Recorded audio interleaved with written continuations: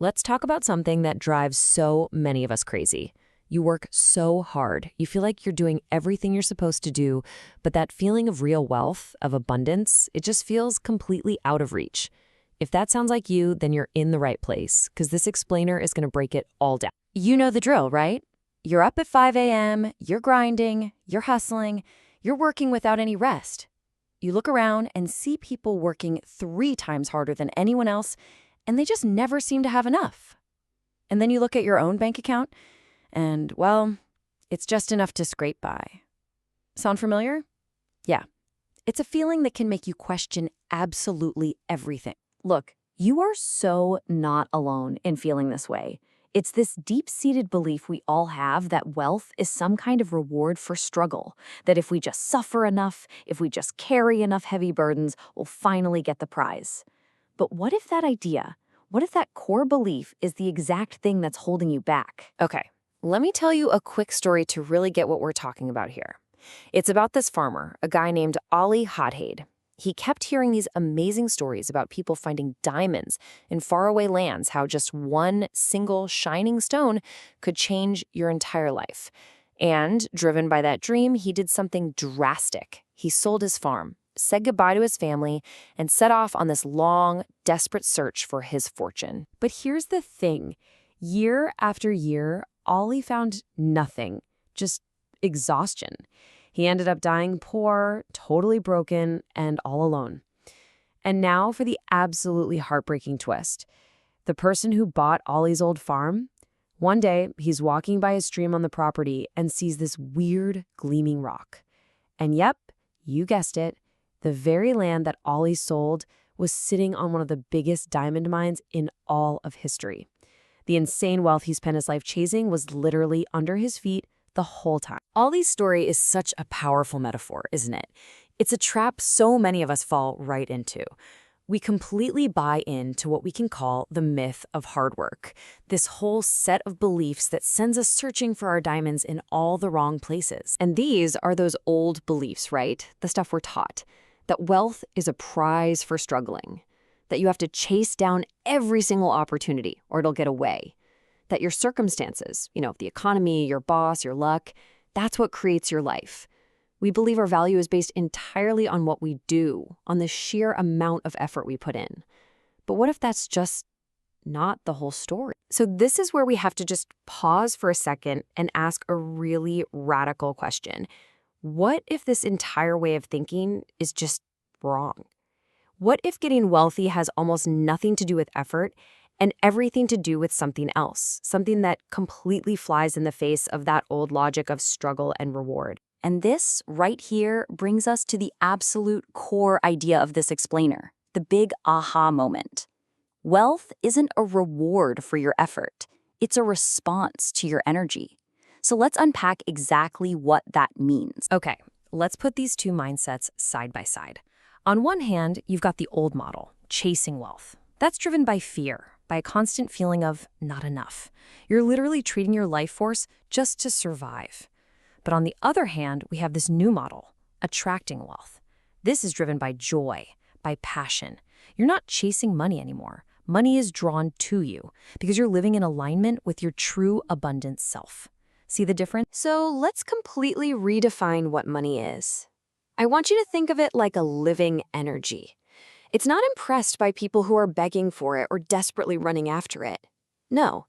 Instead, it's drawn to people who carry a certain state of being inside them, people who are vibrating at the same frequency as abundance itself. So this is the real kicker. It is not about doing more. It's not about working harder. It's about becoming someone with the right energy. When you fundamentally change your inner state from that feeling of lack to a feeling of abundance, opportunities and resources just start getting pulled towards you, almost like this mysterious invisible magnet. Okay, so that sounds great, right? But if it's all about energy, how do you actually do it? How do we tune our own personal frequency so that we're in harmony with wealth? Well, the good news is there's a real practical process for this. We can break it down into 3 really important steps. First, you have to excavate, like an archaeologist, all those old beliefs that are holding you back. Second, you have to learn to recognize the hidden value you already have. And third, you have to infuse your work with soul. Let's take a look at each one. First up, excavation. So there's the story of a man named Franklin. He grew up hearing his whole life that money is the root of all evil. And that belief, hidden in his subconscious, totally sabotaged him. He was terrified of becoming one of those people. So you really have to ask yourself, what invisible chains, what stories about money from my family am I still carrying around? You just can't build a new mansion on a cracked foundation. Second, you've got to recognize what's already there. There's this other story about a woman, Elizabeth, who one day finds a massive fortune in forgotten stock certificates just sitting in an old box. And the thing is, we all have treasures like that we overlook. Skills we just dismiss, relationships we take for granted, ideas we gave up on. Wealth isn't always something you have to go out and create. A lot of the time, it just needs to be seen. It's time to find that diamond mine you're already standing on. And finally, number 3, infusion. So there was this painter, Caroline, who said, I can't not paint. She wasn't doing it for the money. She was pouring her soul onto the canvas. And that process made her work come alive. And here's the secret. Money is an energy, and it's naturally drawn to things that are alive, that are authentic.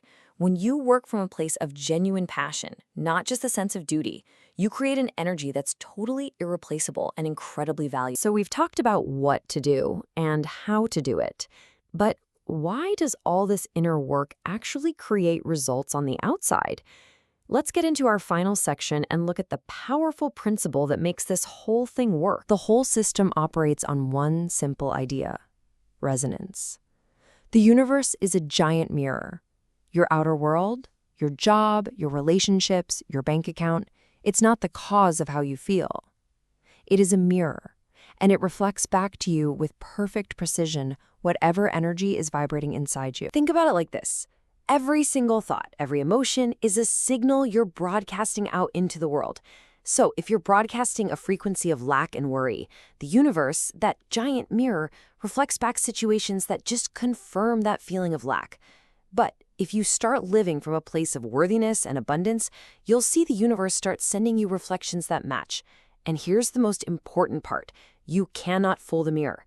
It doesn't respond to your positive affirmations. It responds to your true, deep-down emotional state. And this leads us to the most important shift of all.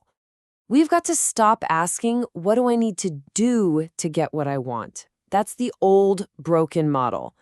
The real question, the one that changes the entire game, is this: what energy am I emitting? Because that is what the universe is actually responding to. So just like our friend Ollie Hotted, your greatest treasures, your biggest fortune, it's not in some faraway place you have to struggle to get to. It's right here, right now. It's buried just beneath the surface of your old beliefs and all that overlooked potential. It is literally under your feet. So the only question left is, are you ready to stop searching and finally start digging?